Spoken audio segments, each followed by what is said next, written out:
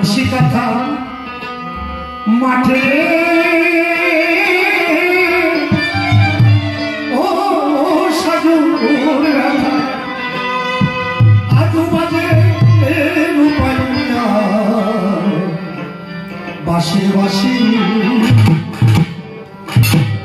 মরছি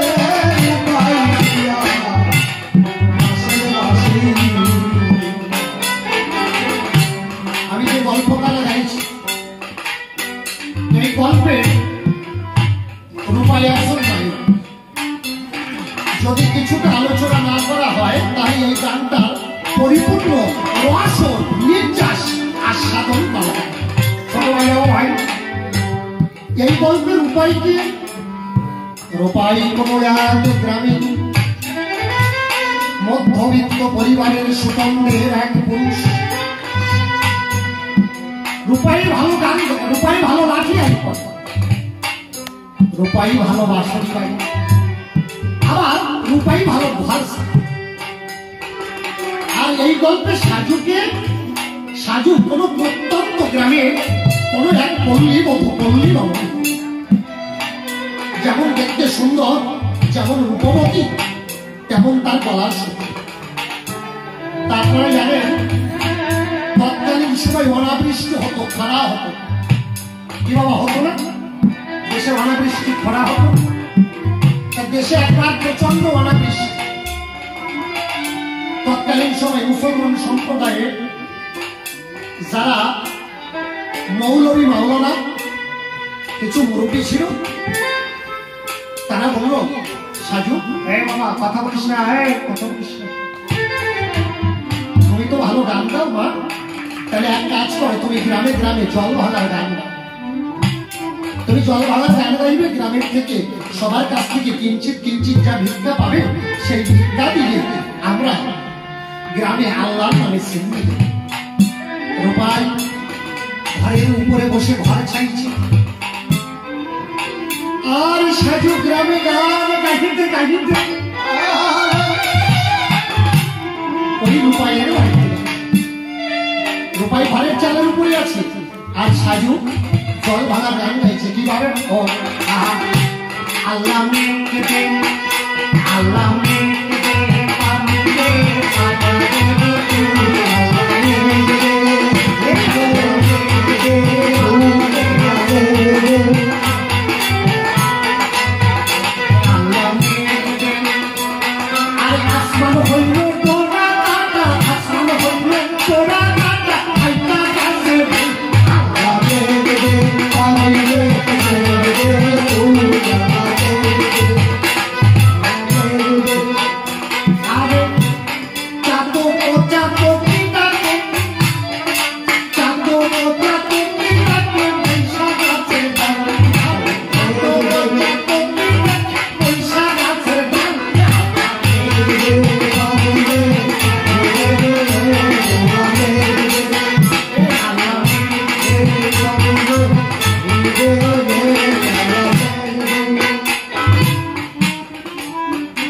যখন এইভাবে গান গাইছি,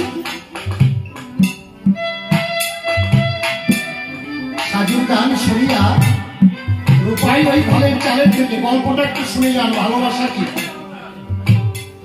কিভাবে মানুষ অহৈত কি প্রেমে বাধা। সাজু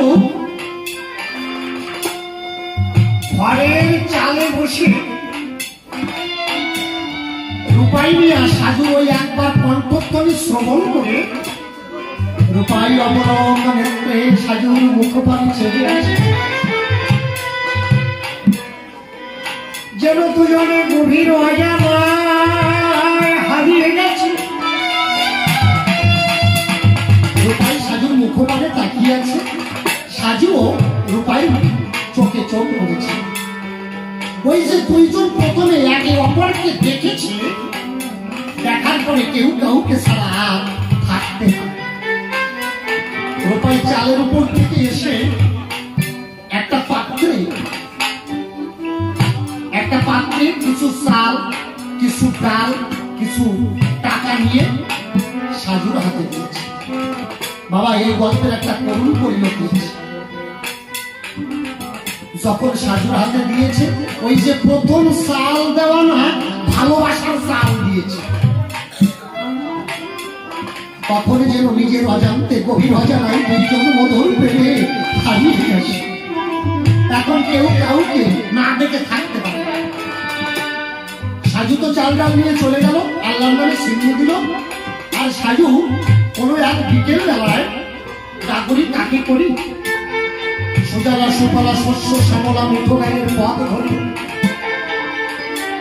নদীর কিনারায় জল আনতে গেছে। রূপাই সাজুকে দেখার জন্য ওই নদীর ঘাটে বাঁশ ধরে একটা তা হাতে করে বাঁশ কাটতে গেছে। এখন ওই বাঁশ কাটছে, রূপাইয়ের তো বাঁশ কাটা লক্ষ্য নয়, রূপাইয়ের মূলত লক্ষ্য কখন এক পলক সাজুকে দেখবে। ওই বাঁশে কোপ না দিয়ে রূপাই কোপ দিল নিজের হাতে। রূপাই যখন নিজের হাতে কোপ দিল, ধর করে নদীর জলে পড়ছে মৃত্তিকা। সাজু দেখলো, হায়, ছেলেটা হাত কেটে ফেলেছে। নিচের শাড়ি অঞ্চল খুলে, অঞ্চল মানে কাপড়, নিজের শাড়ি অঞ্চল খুলে রূপাইয়ের হাতখানা বেঁধে দিয়েছে। যখন হাতখানা বেঁধে দিয়েছে, যেন দুইজনের ভেতরে দুটি মনের আবার নিগুড় বন্ধন তৈরি হয়েছে। এখন রূপাই কি করে, সাজুকে দেখার জন্য প্রত্যেকটি ওই সাজুদের বাড়ির সামনে দিয়ে যায়। সাজুদের বাড়ির সামনে দিয়ে যায়, ছোট বাজার সাজুদের বাড়ির সামনে দিয়ে যায়। আর চাল ভাজা খায়, একটা লুঙ্গি খরচ করে লুঙ্গির ভিতরে চাল ভাজা ভরিয়ে চাল ভাজা খেতে খেতে যায়। এইবার ওই রূপাই চাল ভাজা খেতে খেতে যায়, আর সাজু বাঁকা নয়নে রূপাইয়ের মুখ মানে চায়। এটা সাজুর মা লক্ষ্য করছে। সাজুর মা দেখলো ছেলেটা প্রত্যেকদিন যায়, চাল ভাজা খায়, কখন বেরিয়ে যাবে বলা। নিজের কন্যাকে বললো, সাজু কথা নিবি, ওই যে ছেলেটা প্রত্যেকদিন চাল ভাজা খেয়ে যায়, ওই ছেলেকে ডেকে অন্তত এক গ্লাস পানি ওকে দিবি। সাজু কি আর আছে, যে মা বাবার ভয়ে প্রাণবন্ধকে ডাকিতে পারে না তা সে আজকে সেই প্রাণবন্ধকে মা ডাকিতে বলেছে। সাজু কি আর আছে? সাজু রূপাইকে না আসেনার ভাব করে ডাকছে, ও ও হেঁটে গ্রামের ছেলে, একটু আমাদের বাড়িতে এসো, আমি তোমাকে এক গ্লাস পানি দিচ্ছি, তুমি অন্তত পানি করে যাও। রূপাই মনে মনে ভাই, আমি তো তাই চাই যদি এইরকম সুযোগ পায়। এই যে একে অপরের প্রতি দেখেছেন দিন দিন ভালোবাসা গভীর হচ্ছে, একে অপরের প্রতি দিন দিন ভালোবাসা গভীর হচ্ছে। এক অদ্ভুত বিষয়, ওই গ্রামের যারা ছেলে ছিল, কিছু ইয়াং ছেলে, তারা ভাবলো ভিন গ্রামের একটা ছেলে আমাদের গ্রামের একটা মেয়ের সাথে প্রেম করবে, তো মানিয়ে নেওয়া যায় না। দেখবেন এই যে সহজাত হিংসা বলে, আমাদের গ্রামের মেয়ে আমরা প্রেম করতে পারি না, আর ভিন গ্রামের ছেলেরা প্রেম করবে। ও কি করেছে, ও এই হচ্ছে কেন, ও কি করলো, ওই গ্রামের কিছু ছেলে একত্রিত হয়ে কিছু লাঠি হাতে করে নিয়ে ঝোপের আড়ালে পালিয়ে থাকে, লুকিয়েছে। যখন রূপাই সাজুদের বাড়ি থেকে যায়, সবাং সবাং করে কয়েকটা বাড়ি দিল রূপাইয়ের গায়ে। রূপাই বুঝতে পারল যে এই গ্রামে আর যাওয়া যাবে না, গেলে হয়তো আমাকে প্রাণেই তবে মেরে ফেলবে। রূপাই সাজুদের বাড়িতে যাওয়া বন্ধ করে দিল। কিন্তু দুঃখের বিষয়, রূপাইয়ের শোকে, সাজুর শোকে দুইজন দুইজনকে দেখতে পারে না, একে অপরকে হারা হয়ে রূপাই কৃষ হতে থাকলো আর সাজু কৃষা হতে থাকলো। দুইজনের শরীর খারাপ হয়ে গেল, এটা সাজুর মা লক্ষ্য করলো। তো ওই গ্রামে একজন ঘটক ছিল, নাম হচ্ছে দুঃখমিয়া। দুঃখমিয়াকে বললো, দুঃখমিয়া কথা রে মা, আমার মেয়ের জন্য, মেয়েকে নিকে করাবো, ওর নিকে করানোর জন্য তুমি একটা সম্বন্ধ খুঁজে দিবা। এখন দেখবেন আপনি আপনার গ্রামের ঘটনা না জানলেও ঘটক এমন একটা জাতি, ওরা কিন্তু সকল ঘটনা জানে, ও সব গ্রামের ঘটনা জানে। এই ঘটক তো জানে যে সাধুর সাথে রূপাইয়ের একটু ভালোবাসা আছে। ঘটক পাই, তাহলে এক কাজ করো, ভিন গ্রামের মধ্যবিত্ত ঘরে যাচ্ছে রে সাজু, ওই রূপাই এক কাজ করো, ওর সঙ্গে তোমার মেয়ের বিয়ে দাও। সাজুর মা মনে মনে কয় আমিও তো তাই চাই। যাই হোক, শুভ লগন দর্শন করে দুইজনের নিকাহ হয়ে গেল, বিয়ে হয়ে গেল। সাজু বাসর রচনা করিয়া গেছে, কখন প্রাণ বল্লভ আসিবে তাহার কাছে,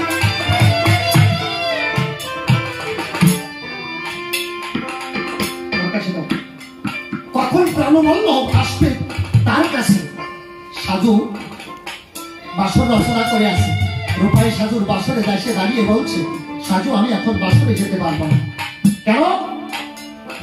সাজুর সেদিন এলো, রূপাইয়ের এলো সেদিন লাঠিয়ালি করার অর্ডার। জমিদারের কাছ থেকে 500 টাকা নগদা নিয়েছে। তৎকালীন সময় জমি কাজী হতো, তাই না বাবা? কাজী হতো না, তাই জমি কাজী হয়েছে। জমিদারের সঙ্গে ভিন গ্রামের জমিদারের যুদ্ধ বেঁধে গেছে। কারণ রূপাই ভালো লাঠিয়ালি করে, 500 টাকা নগদ নিয়েছে, লাঠিয়ালি করতে যেতে হবে।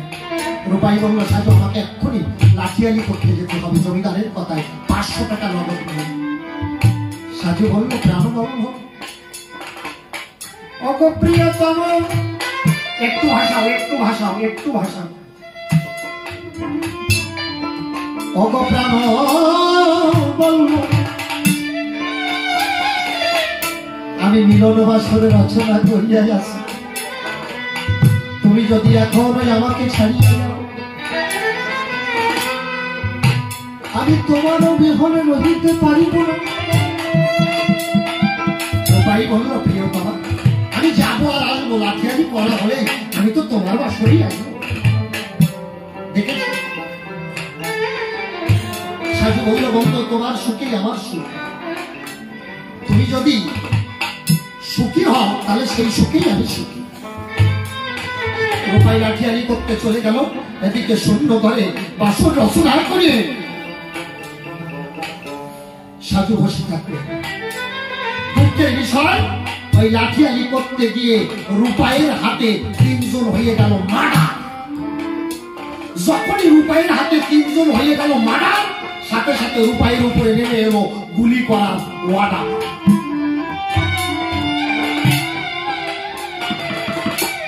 রূপাইয়ের বডি ওয়ারেন্ট হয়ে গেছে, পুলিশ দেখা মাত্রই গুলি করবে।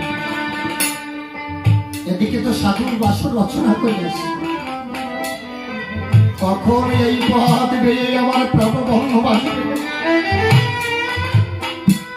কখন দুজনার মিলন হবে। বাসর রচনা করে গেছে।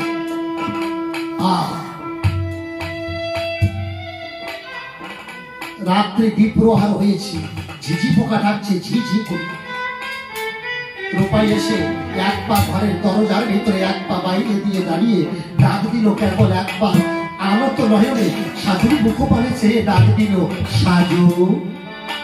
কে কে? বন্ধু তুমি এসেছো, এসো এসো। দুই হাত প্রশান্ত করে রূপাইকে ডাকছে, এসো আমার কাছে এসো, মিলন বাসনে এসো। রূপাই বলল, সাজু তোমার সঙ্গে হয়তো এই জীবনে আর তোমার আমার মিলন হবে না। সাজু দুই চোখের জল ছেড়ে দিয়ে বলল, বন্ধু আমি কি কোনো অপরাধ করেছি? তুমি আমার কুঞ্জে কেন আসবে না? আমার অপরাধ রূপাই বলল, সাজু তুমি কোনো অপরাধ করো নাই, কিন্তু আমার হাতে লাঠিয়ালি করতে গিয়ে 3 জন মার্ডার হয়ে গেছে, 3টে খুন হয়েছে, পুলিশ দেখা মাত্রই আমাকে গুলি করবে। তাই আমি তোমার সঙ্গে মিলন হতে আসি নাই, তোমার কাছে এসেছি আমি বিদায় নিতে। সাজু দুই চোখের জল ছেড়ে দিয়ে তার প্রাণবন্ধুকে বলছে, বন্ধু জীবনে কি কোনোদিন শুনিয়াছ? এ প্রাণবন্ধু জীবনে কি কোনোদিন শুনেছ মিলনের আগে কেউ তার প্রিয়তমকে বিদায় দিতে পারে?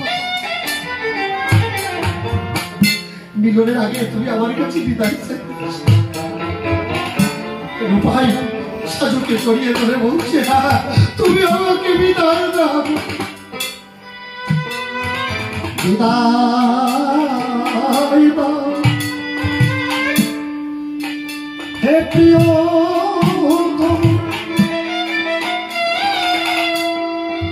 আমাকে বিদায় দাও।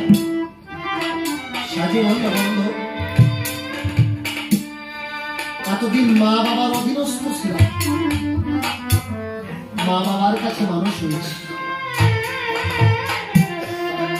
এতদিন মা বাবা আমাকে লালন পালন করেছে। তারপর মা বাবার পরে নারীর বিবাহ হয়ে গেলে স্বামী হয় তার জীবনের সব, স্বামী সেই নারীকে রক্ষা করে।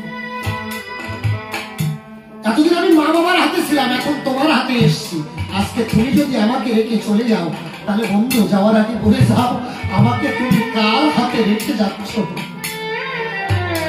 সেদিন রূপাই সাজুকে বলেছিল কি,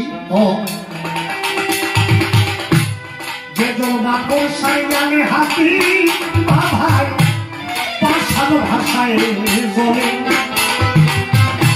আমি তোমায়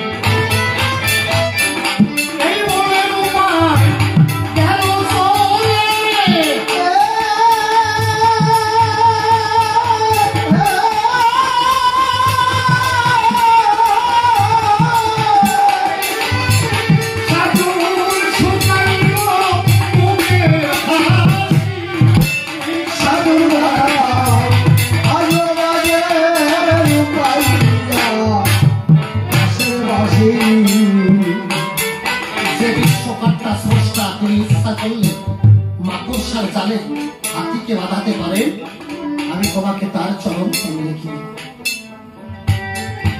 রূপাই সাজুর কাছ থেকে বিদায় নিয়ে চলে। সাজু রূপাইয়ের বিয়োগ বেদনা সইতে পারিল,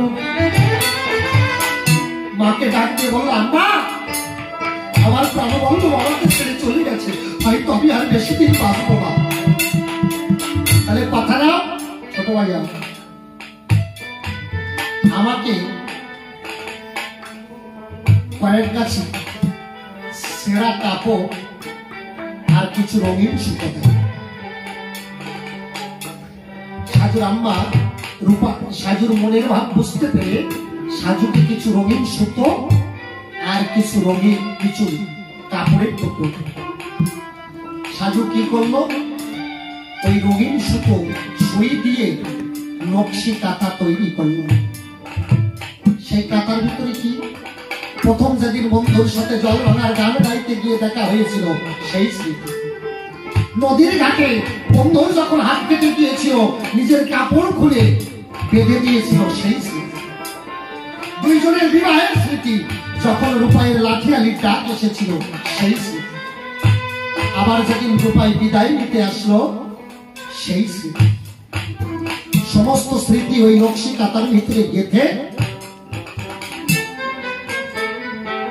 সাজু মায়ের হাতে কাটাখানা দিয়ে বললো, আম্মা হয়তো আমি আর বেশি দিন বাঁচবো না, কিন্তু তুমি আমার কথা নিও, কোনদিন যদি আমার প্রাণ বল্লভ কোনদিন ফিরে আসে আমার তৈরি এই নকশি কাটাখানা আমার বন্ধুর হাতে দিও। কিছুদিন পরে দেখা গেল মারা, সাজু মারা। সাজুর মা এই দৃশ্য সহ্য করতে না পেরে সাজুর মা কি করলেন, সাজুর মা সাজুর কবরের উপরে সেই নকশি কাটাখানা রেখে দিল। কোন একদিন দেখা গেল যে রূপাই সাজুর অন্বেষণে এসে সাজুকে খুঁজতে এসে দেখলো সাজু আর বেঁচে নেই, চির নিদ্রায় নিদ্রিত হয়ে আছে বাসর সজ্জায়, মরণ বাসর সজ্জায়। রূপাই কি করলো, সাজুর কবরের উপরে ওই নকশি কাটাখানা নিজের হাতে নিয়ে নিজের গায়ে জড়িয়ে ধরে ওই কবর জড়িয়ে ধরে একবার সাজু বলে ডাক দিয়ে সেও তার প্রাণবন্ত উঠেছে রওনা দিয়ে।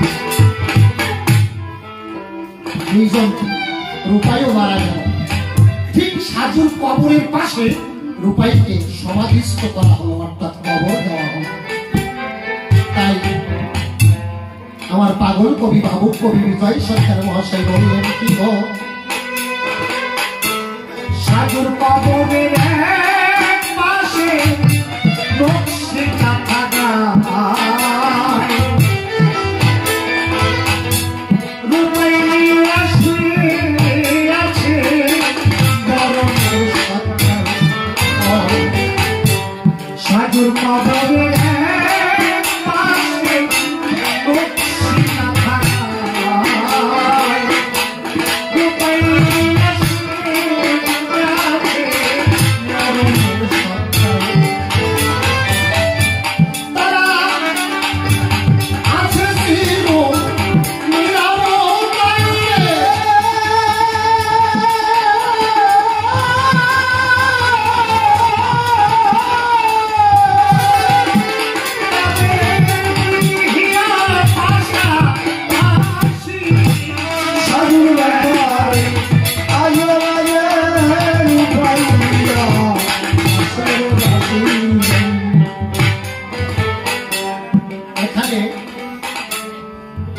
মরমী কবি বিজয় সরকার ভগবানকে ঈশ্বরকে ধিক্কার দিয়ে প্রেমিক প্রেমিকার পক্ষ নিয়ে কি বললেন,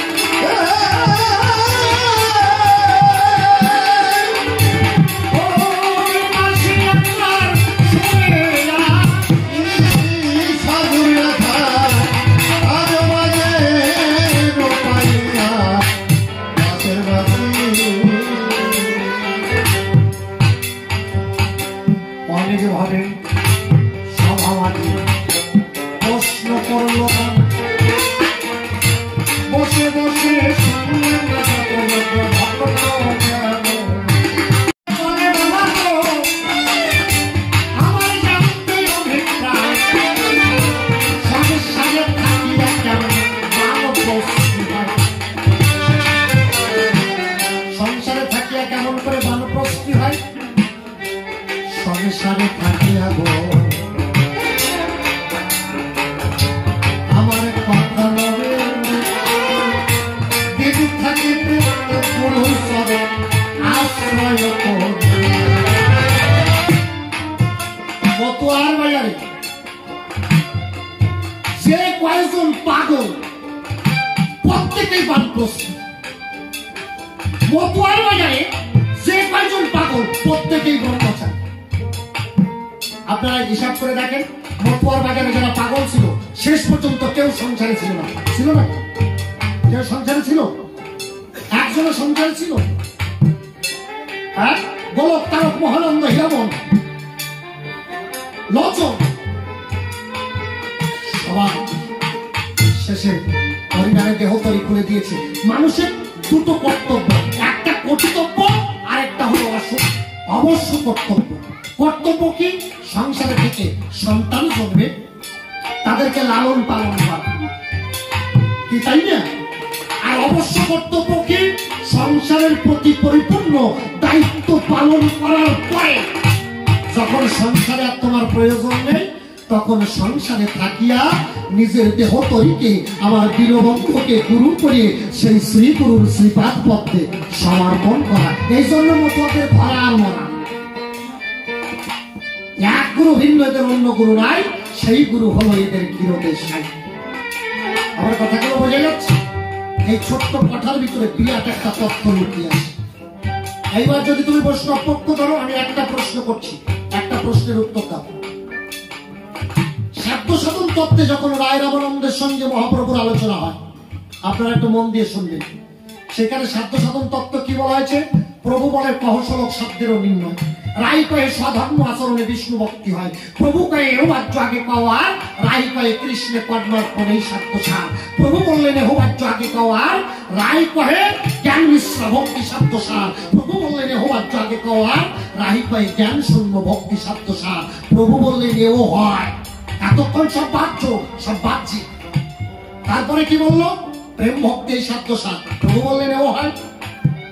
তারপরে কি বললো?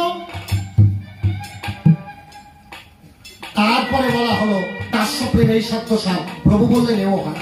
যখনই বললো সক্ষ প্রেম এই সাধ্য সার, প্রভু বললেন উত্তম। তারপরে কি বলা হলো? বাৎসল্য প্রেম এই সাধ্য সার। প্রভু বললেন এহ উত্তম আগে কওয়া, বাৎসল্য প্রেমে উত্তম। যখনই বললো কান্তা প্রেম এই সার, প্রভু বললেন এ উত্তম উত্তম আগে কওয়া। কান্তা প্রেম মানে কি? নারী পুরুষের প্রেম, এটা উত্তম উত্তম আগে কওয়া। এই কান্তা প্রেম সর্বশ্রেষ্ঠ, তার উপরে নাই। রামানন্দ ভাবলেন এই কান্তা প্রেম তো আলোচনা করেছে, তবে এই কান্তা প্রেমের উপরে যে মানুষটা শুনতে চায় সেই মানুষটা সাধারণ মানুষ নাই। রামানন্দ তখন বললেন কান্তার ভিতরে রাধা প্রেম সাপ্ত শিরোমণি, প্রভু কহে আরো কহ পরাণ ভরে। কান্তা প্রেম শ্রেষ্ঠ, নারী পুরুষের প্রেম এটা শ্রেষ্ঠ, কিন্তু তার ভিতরে রাধা প্রেম সাপ্ত শিরোমণি। সেই রাধা প্রেমের 64 চিত্র জল্প। তুমি একটা চিত্র জল্পের একটু বৈশিষ্ট্য বর্ণনা করো।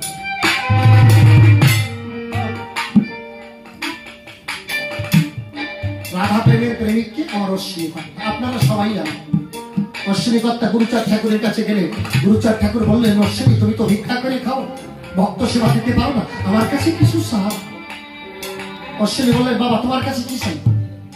আমার কিছু চাওয়ার নাই, শুধু বাবা তুমি আমার একবার আমার একটুখানি কথা না,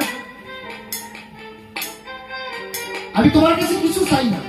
গুরুচাঁদ ঠাকুর বললেন চাই।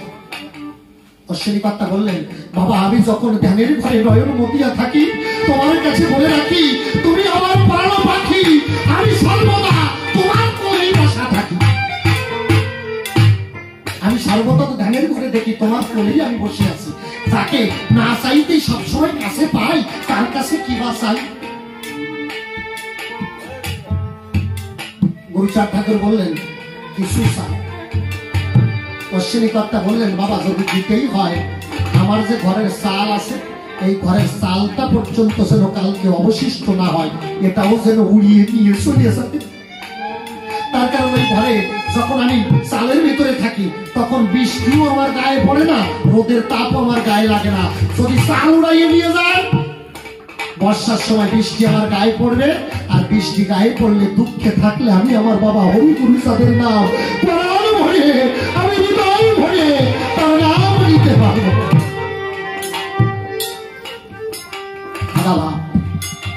এইভাবে একটা চিত্র জল্প তুমি বর্ণনা করো, তাইলে বসবো যে কবি গান গাও। চিত্র জল্প মানে কি এটাই তো বসবো।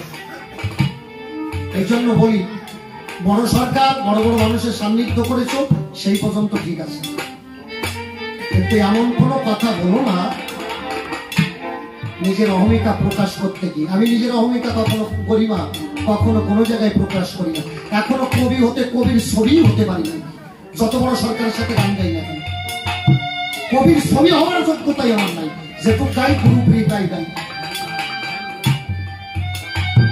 যেটুক গাই গুরু কৃপায় গাই। আমার কিছু না থাকলেও আমার মায়ের আশীর্বাদ আমার সামনে আছে। আমার মা আমাকে বলেছিল বাবা পৃথিবী একদিকে আর আমি একদিকে, আমি তোমাকে আশীর্বাদ করছি, আমার আশীর্বাদের জন্য তুমি ভক্ত সঙ্গ করবে।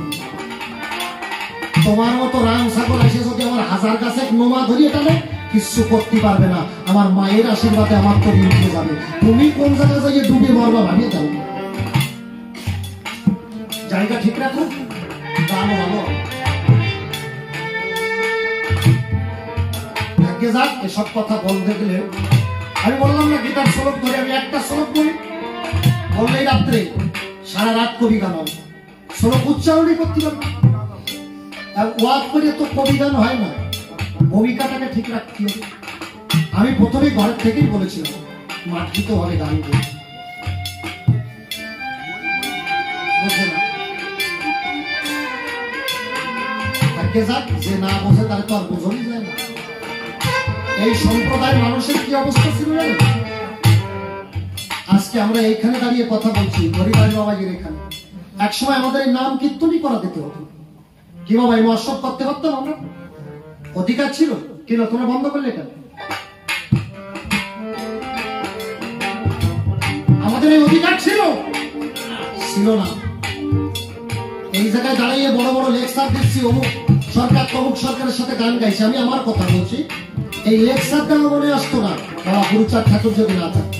মতুয়াটা খালি আধ্যাত্মবাদ নয়, জাগতিক দর্শন মতুয়া ভাবে। জমিদারের কাছে আমার জাতি জানেন বাবা, আমার জাতির মানুষ মৃত পুঁই সাপের মাংস পুড়িয়ে খেত। তাতে লবণ নাই, নুন নাই, কি করবে, খাবার নাই, বনের ভেতরে শিকার করে মৃত বৈশাখের মাংস এই মানুষকে জীবন ধন করেছে। জমিদারের বাড়িতে জন খাটিছে, অভাবের সংসার, 1 টাকা রোজ। বাড়ির ছোট ছোট ছেলে মেয়ে জমিদারের কাছে কাজ করার পরে টাকা সাথী গেছে, জমিদার আমার সেই 1 টাকা দেন। জমিদারটাই দেখছিস এই সকালবেলা ব্রাহ্ম মুহূর্ত এই সময় কেউ কারো টাকা দেয় না, দুপুরে আসিস। দুপুরে গেছে, জমিদারটাই দেখছিস এখন ভরা দুপুর বেলায় এই সময় ঘর থেকে কেউ মা লক্ষ্মী বের করে, কালকে সকালে আসে। এদিকে বাড়িতে 2-3টে ছোট্ট ছোট্ট বাচ্চা, বাচ্চাগুলো মাকে জড়িয়ে ধরে বলছে, মা মা আমি 2-3 দিন কিছু খাই না, আমাদের কিছু খেতে থাক। স্ত্রী স্বামীকে ডাক দিয়ে বলছে, শোন, জমিদার বাবু টাকাটা দিল না, 1 টাকায় অন্তত কিছু না হলে 20 কেজি চাল তো হবে, যাও টাকাটা নিয়ে এসো। স্বামী আবার জমিদারের কাছে গেছে, জমিদার বাবু আমার ওই 1 টাকা দেন না, আমার ছেলেকে এগুলো না খেয়ে আছে 3 দিন ধরে, অনাহারে অবস্থা অবস্থা।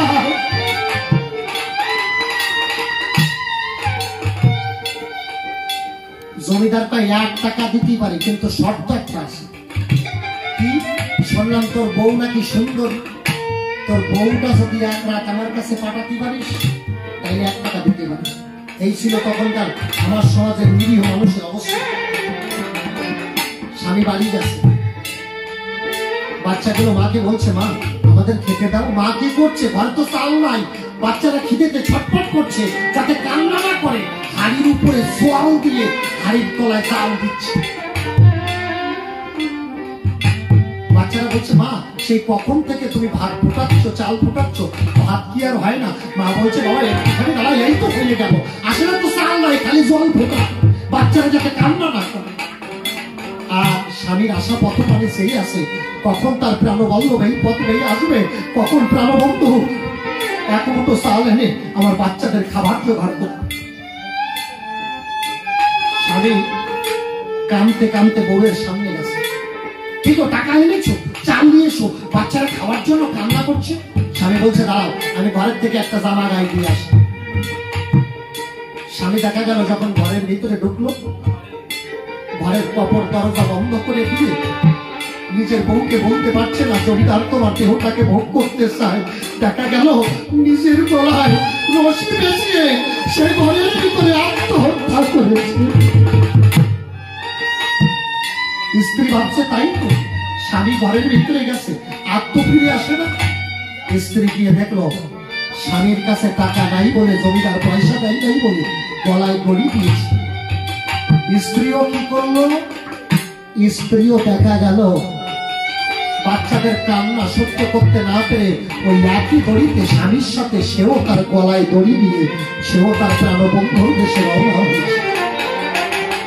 আর এদিকে ছোট্ট ছোট্ট যে বাচ্চাগুলো খাবার জন্য কান্না করছিল, খিদার জ্বালা সহ্য করতে না পেরে একসময় দেখা গেল ওই ছোট্ট ছোট্ট বাচ্চাগুলো তারাও ওই উনানের ধারে মৃত অবস্থায় পড়ে আছে। এই ছিল এই সমাজের অবস্থা। সেইখান থেকে এই জাতিকে শিক্ষা দিয়ে দীক্ষা দিয়ে মানুষের মতো মানুষ করেছে আমার বাবা গুরুচাঁদ ঠাকুর হরিচাঁদ। এই জন্য বাবা গুরুচাঁদের একটা কথা আছে, শিক্ষা যদি পাও কাহারে ডরাও, কার দ্বারে চাও ভিক্ষা, রাজ শক্তি পাবে বেদনা ঘুচিবে, কালে হবে সে রাজ বলে পাবো কাউরের কথা শেষ হবে না। সেই জায়গাটা তৈরি করে দাও। কোন সাইডে কথা বলেই কবি গান হয় না, বন্ধ করে দাও। তাহলে কি আমরা মিলন গাই নাকি বলো? হ্যাঁ হ্যাঁ হ্যাঁ